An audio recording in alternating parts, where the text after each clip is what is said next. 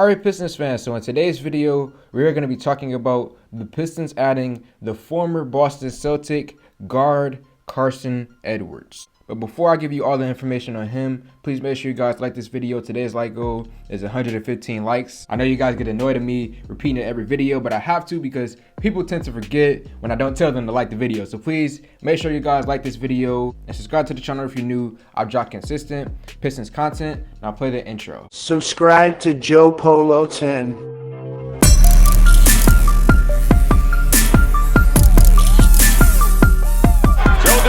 Is the MVP.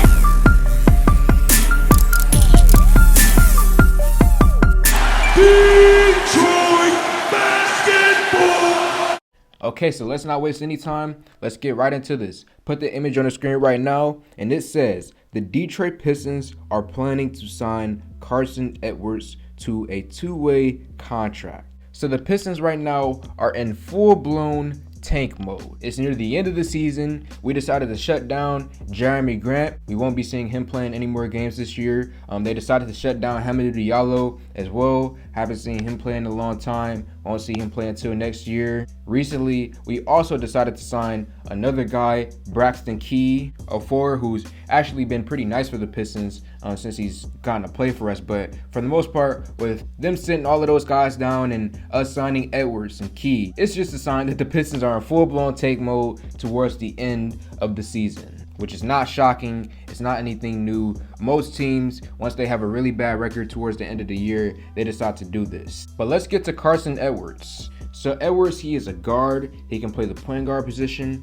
or the shooting guard position. He's 5'11", 200 pounds, and in college, he played at Purdue. He was drafted back in 2019. He was a second-round pick, and he was selected as the 33rd pick in the 2019 NBA draft. And so far throughout his NBA career, he's averaged 3 points, 1 rebound, and 0 assists in 9 minutes per game. So a very limited sample size for Carsen Edwards. And then just thinking about my memory of him, in the past, he was very good in college, and he also had a very successful March Madness. That's probably the main reason why he ended up getting selected in the second round, because he went crazy in that tournament. I remember one game actually where he went up against Virginia and he dropped 42 points in the Elite Eight. So, Carsen's performance in the March Madness tournament, that propelled him to the NBA. Now, he hasn't done much in the NBA so far. He spent a lot of time in the G League. And in the G League, this season right now, he's averaging 26 points per game. And then last year, I believe it was between 21 or 22 points per game last year. So both of his 2 years in the G League, he's averaged 20 plus points per game. And then if we're talking about some of the areas where, he can be an asset for your team, the first thing that comes to mind is his shooting ability. Carsen Edwards is a very good shooter from beyond the arc. He's one of those guys who can get hot very quickly.